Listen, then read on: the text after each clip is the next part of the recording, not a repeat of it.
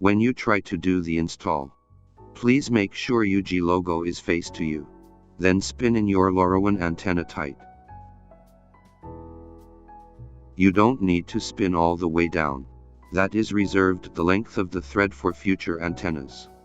Then you can spin in your GPS antenna. Same with the GPS one. You don't need to spin all the way down. Then remove the rubber cover and plug in the power cable. Wait until the indicator light change into yellow. Means you are ready to connect to chain.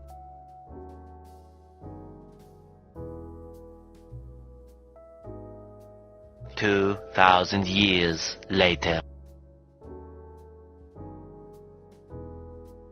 And you are all set with the hardware settings so far. It is pretty simple, right?